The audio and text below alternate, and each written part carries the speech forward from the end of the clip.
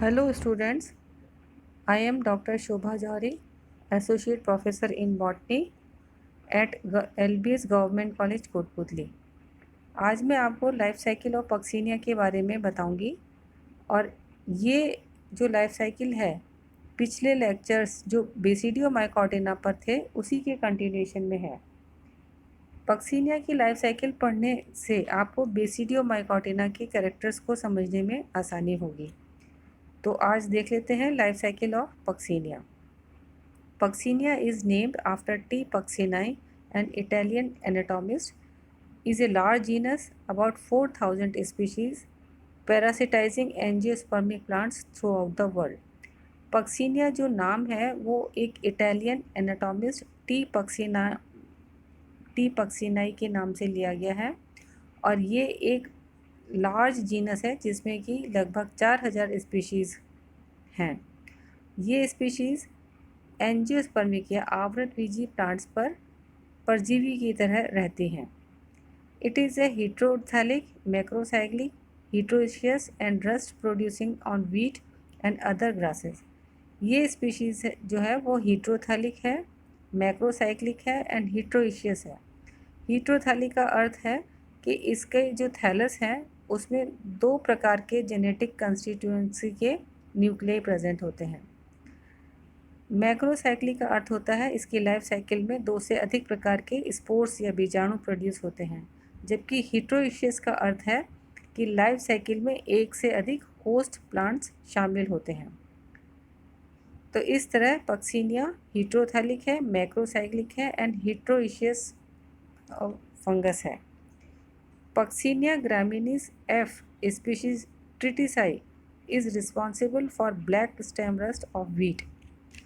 Puccinia graminis f species tritici गेहूं के plant पर ब्लैक स्टेम रस्ट डिजीज़ के लिए रिस्पॉन्सिबल होती है। During growing season appearance of brick red colour of uredinia give it its name rust. गेहूं के ग्रोइंग सीजन में उसके प्लांट्स पर जो ब्रिक रेड कलर के दाग धब्बे दिखाई देने लगते हैं उसी के कारण इस डिजीज़ का नाम रस्ट दिया गया है। पक्सीनिया की लाइफ साइकिल की शुरुआत हम करते हैं इसके डाइकैरियोफेज से। डाइकैरियोफेज का अर्थ होता है माइसीलियम्स की जो सेल्स हैं जिनको कि हाइफे कहते हैं, उन प्रत्येक हाइफे में 2 न्यूक्लियाई प्रेजेंट होंगे और ये 2 न्यूक्लियाई अलग अलग जेनेटिक कंस्टिट्यूएंसी के होते हैं। This phase in life cycle of Puccinia is confined to the primary host which is wheat। अर्थात प्राइमरी होस्ट जो होता है जो कि गेहूं का प्लांट होता है, इस प्लांट पर ही पक्सीनिया का डाइकैरियोफेज कन्फाइंड होता है। It consist of dikaryotic mycelium and 2 spore stages, uredinial and telial. गेहूं के प्लांट पर इस डाइकैरियोटिक माइसीलियम के 2 स्टेजेस होती हैं, यूरिडीनियल एंड टीलियल स्टेज। ये यूरिडीनियल एंड टीलियल स्टेज ये 2 प्रकार के स्पोर्स हैं। पहले देख लेते हैं dikaryotic mycelium. It is internal and thus invisible until it is ready to reproduce. जब तक कि स्पोर्स नहीं बन जाते हैं तब तक ये माइसीलियम हमें ऊपर से दिखाई नहीं पड़ता है। ऊपर से अर्थात गेहूं के प्लांट के ऊपरी सरफेस पे हमें ये डाइकैरियोटिक माइसीलियम दिखाई नहीं पड़ता है। द बाइन्यूक्लिएट सेकेंडरी और dikaryotic mycelium is filamentous, well developed and branched. ये जो बाइन्यूक्लिएट सेकेंडरी माइसीलियम होता है, सेकेंडरी माइसीलियम का अर्थ हुआ वो माइसीलियम जिसमें डाइकैरियोटिक अवस्था पाई जाती है। तो ये सेकेंडरी माइसीलियम फिलामेंटस होता है, वेल डेवलप्ड होता है और ब्रांच्ड होता है।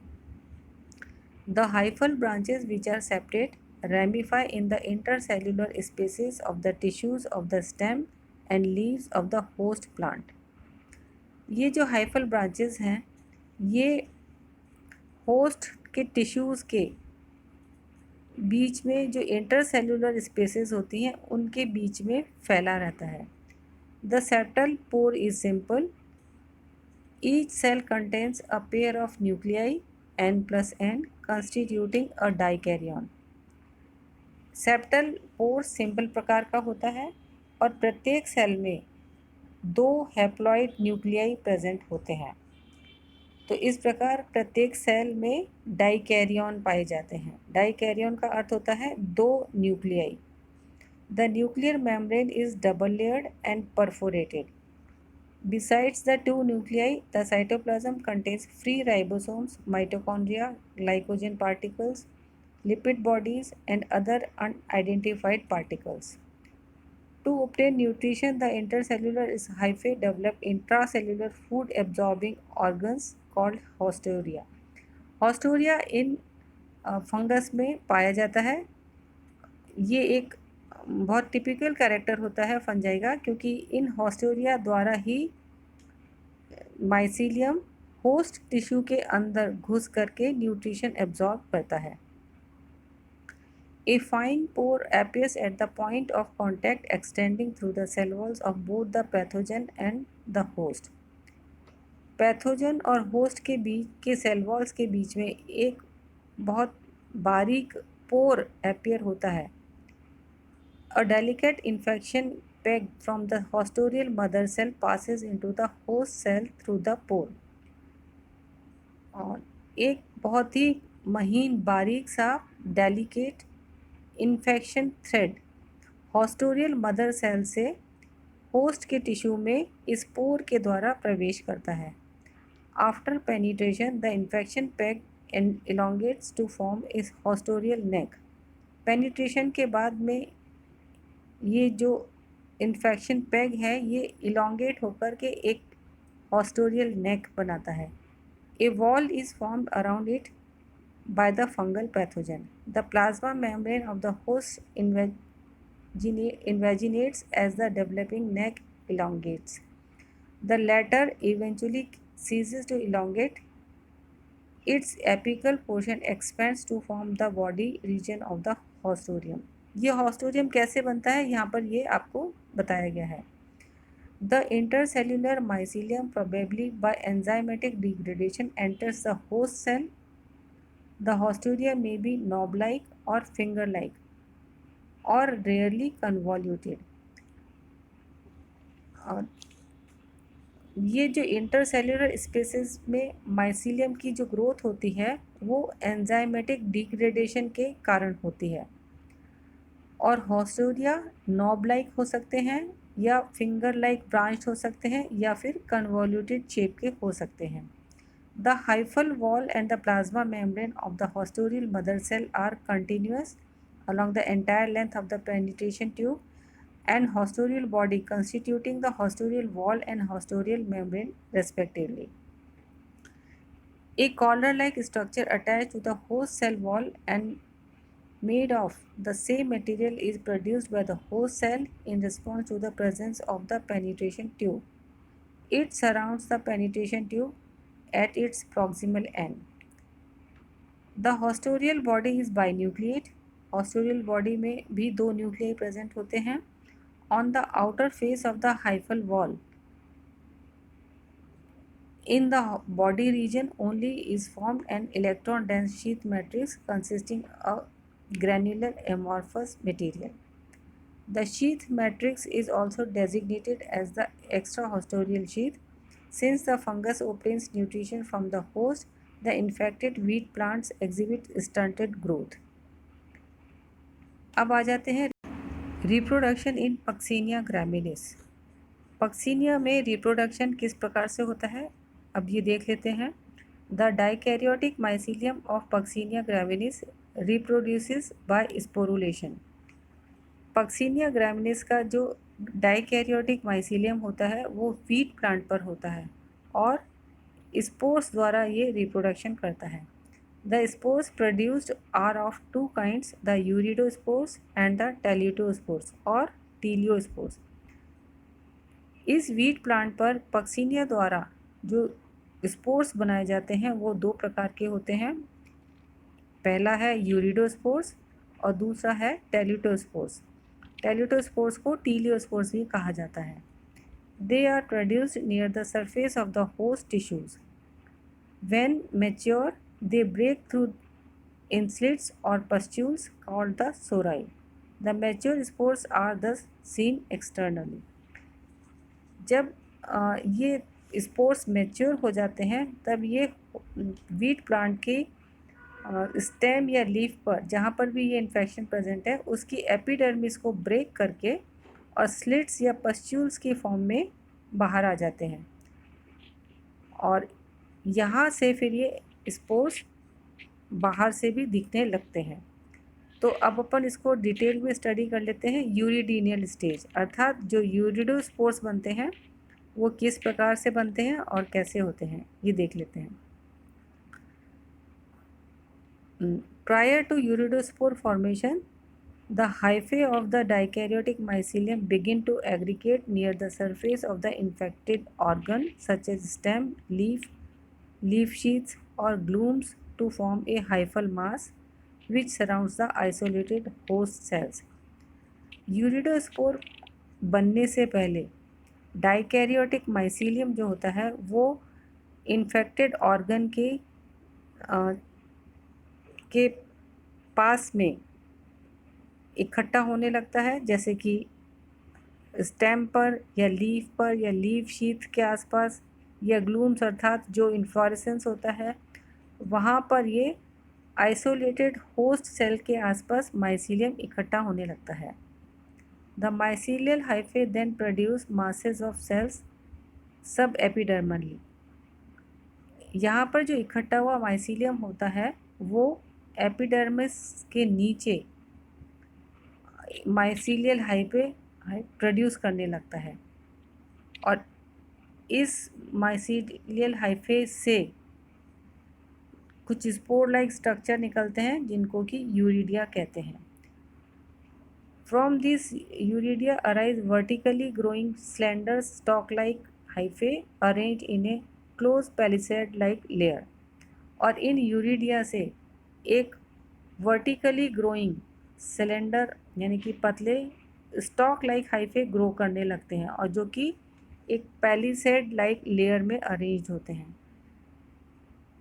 इन हाइफल स्टॉक्स की टिप के ऊपर एक यूरिडोस्पोर मदर सेल डेवलप होती है जो कि एक सिंगल सेल होती है लेकिन बाई न्यूक्लिएटेड होती है, ओवल शेप की है और इस यूरिडोस्पोर मदर सेल को यूरिडीनियोस्पोर कहते हैं। Urediospores are the form in groups. यहाँ पर ये यूरिडोस्पोर्स ग्रुप्स में बनते हैं अर्थात कई सारे एक साथ डेवलप होते हैं। Each such group is called a uredosorus और यूरिडीनियम। और ऐसा जो ग्रुप है स्पोर्स का वो यूरिडोसोरस कहलाता है या इसे यूरिडीनियम भी कहते हैं। The developing uredosori are seen in wheat leaf as pale streaks. जो गेहूं का प्लांट होता है उसके ऊपर हमें येलो पेल कलर की स्ट्रीक्स या लाइंस दिखाई देने पर लगती हैं। ये जो पेल स्ट्रीक्स हैं यही यूरिडोसोराई होती हैं। They exert pressure on the overlying epidermis which is at first lifted but finally ruptured in the form of slits और ब्लिस्टर्स। ये जो यूरिडोस्पोर्स होते हैं ये अपने ऊपर प्रेजेंट एपिडर्मिस के ऊपर एक प्रेशर एक्सर्ट करते हैं और इस प्रेशर के कारण एपिडर्मिस फाइनली रप्चर हो जाती है और स्लिट्स या ब्लिस्टर्स दिखाई देने लगते हैं। ये देखिए मैंने इस डायग्राम में आपको जो लीफ के ऊपर जैसा दिखाई पड़ता है वैसा दिखाने की कोशिश करी है। यहाँ देखिए ये एक वीट की इन्फेक्टेड पत्ती है। इसमें ये जो आपको दिखाई पड़ रहे हैं ये इन्फेक्शन के निशान हैं। और देखिए यहाँ पर ये बाहर से हमें दिखाई पड़ रहे हैं यूरिडोसोरस। अब इस लीफ का अगर यहाँ से सेक्शन काटा जाए, यहाँ से अगर सेक्शन काटा जाए तो हमें देखिए ये इस प्रकार का की एनाटमी दिखाई पड़ती है। ये वीट की लीफ का एपिडर्मिस है, ये एपिडर्मिस है, और यहाँ पे ये पक्सीनिया के माइसीलियम ग्रो हो रहा है बीच बीच में होस्ट सेल के इंटरसेल्यूलर स्पेसेस में, और फिर इन्हीं से ही ये स्टॉक्ड यूरिडोस्पोर्स डेवलप हो रहे हैं। ये देखिए कई सारे यूरिडोस्पोर्स, ये यूरिडोस्पोर्स है ना, ये यूरिडोस्पोर, और यहाँ पर ये देखिए ये एक सिंगल यूरिडोस्पोर, तो ये इसका स्टॉक है और ये इस स्पोर की बॉडी पार्ट है। तो ये एक सिंगल यूरिडोस्पोर है, ये इस प्रकार का होता है। नेक्स्ट देखते हैं, यहाँ पर मैंने आपको पक्सीनिया की लाइफ साइकिल को दिखाने की कोशिश करी है। यहाँ देखिए ये वीट लीफ है, यहाँ पर ये वीट लीफ है, और इस वीट लीफ के ऊपर ये इन्फेक्शन डेवलप हो रहा है, और इस इन्फेक्शन का अगर हम सेक्शन काटें लीफ का तो देखिए ये यूरिडोसोरस, और फिर इसी में ही टेलिटोसोराई भी दिखाई पड़ते हैं।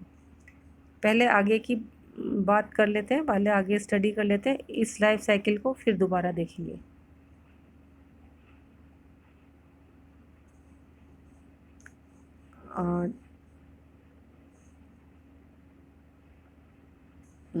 इसमें यहाँ देखिए यूरिडोसोरस और यूरिडोस्पोर का स्ट्रक्चर, ये यूरिडोस्पोर एक, ये आपको बाइन्यूक्लिएटेड स्पोर दिखाई पड़ रहे हैं, ये इसका स्टॉक है, बॉडी पार्ट है, और इस स्पोर की ये डबल वॉल दिखाई पड़ रही है जिसमें कि एक इंटाइन है और एक एक्साइन है, और इन स्पोर पर एक जर्म पोर भी होता है।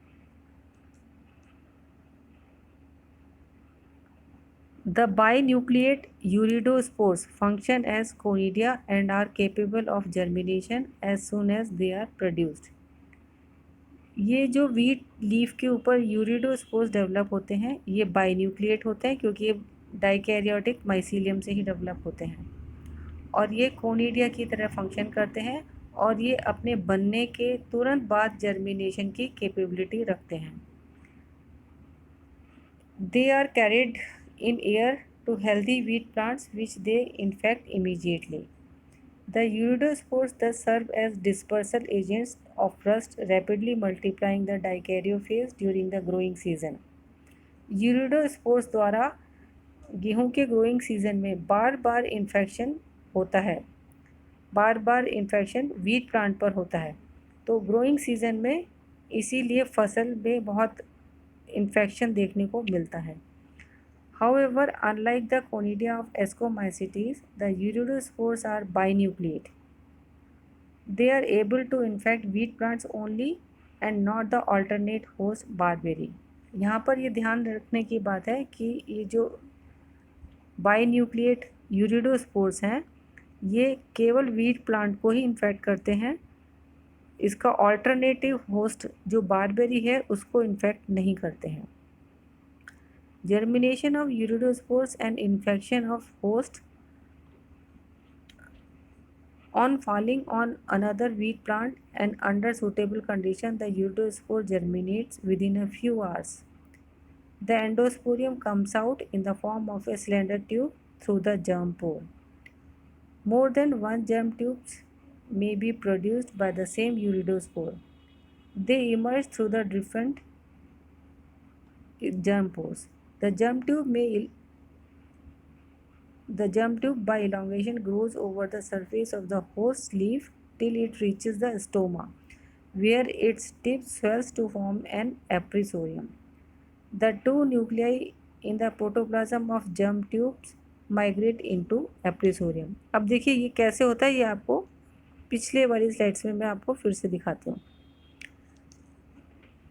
यहाँ पर ये देखिए ये वीट की लीफ को इन्फेक्ट किया था स्पोर ने, तो यहाँ पर ये इसके वीट की जो लीफ है और उसके बीच में जो स्टोमेटा प्रेजेंट होते हैं उनके थ्रू जर्म पोर एंटर करता है और उनसे ही एप्रीसोरियम फॉर्मेशन होता है। ये एप्रीसोरियम स्पोर के जर्मिनेशन से जो जर्म ट्यूब बनती है उसके टिप के स्वेलिंग से बनती है। उस जर्म ट्यूब के टिप पे जो स्वेलिंग होती है उसी को एप्रीसोरियम कहते हैं। और जो स्पोर के अंदर का जो भी प्रोटोप्लाज्म एंड ऑर्गेनेलीज होती हैं वो सभी इस एप्रीसोरियम में माइग्रेट कर जाती हैं। The appressorium is then cut off from the empty germ tube by a septum. जब सभी सेल कंटेंट्स स्पोर के अंदर से निकल करके एप्रीसोरियम में आ जाते हैं तब एप्रीसोरियम अपनी स्पोर से एक सेप्टम द्वारा कट ऑफ हो जाता है। A patch like outgrowth the infection patch arises from the centre of the free end of the appressorium. अब इस एप्रीसोरियम के फ्री एंड से एक और पैच लाइक आउटग्रोथ अराइज होती है और ये patch like outgrowth enters the stomatal aperture. ये पैच लाइक आउटग्रोथ लीफ पर प्रेजेंट जो एपिडर्मिस होती है और उस एपिडर्मिस के बीच में जो प्रेजेंट होते हैं स्टोमेटा उनके थ्रू एंटर करती है। Reaching the sub stomatal cavity the tip of infection patch swells up into A vesicle. जब ये पैच लाइक आउटग्रोथ सब स्टोमेटल कैविटी में पहुंच जाती है तब ये फिर से स्वेलिंग करके एक वेसिकल लाइक स्ट्रक्चर बना लेती हैं। The content of the episorium pass through the infection patch into the substomatal cycle। फिर एप्रीसोरियम के अंदर के सभी कंटेंट इस सबस्टोमेटल कैविटी में प्रेजेंट वेसिकल में माइग्रेट कर जाते हैं। इन्फेक्शन हाइफे वन और more in number then develop from the vesicles grow toward the neighbouring host cells and ramify in the intercellular spaces between them. ये जो infection Haifa बना है ये एक से अधिक संख्या में हो सकते हैं और फिर ये जो होस्ट सेल के बीच में जो इंटरसेल्युलर स्पेसेस होती हैं उनमें फैल जाती हैं। The hyphae grow vigorously and form the new dikaryotic mycelium between the mesophyll cells of the host tissue. ये हाइफे होस्ट टिश्यू के सेल्स के बीच में जो इंटरसेल्युलर स्पेसेस होती हैं उनमें बहुत विगरसली या तेज़ी से फैल जाता है। In a few days time the new mycelium produces a new crop of urediospores. और इस तरह से उसी सीज़न में कुछ ही दिनों बाद यूरिडोस्पोर्स की एक नई क्रॉप तैयार हो जाती है फिर से।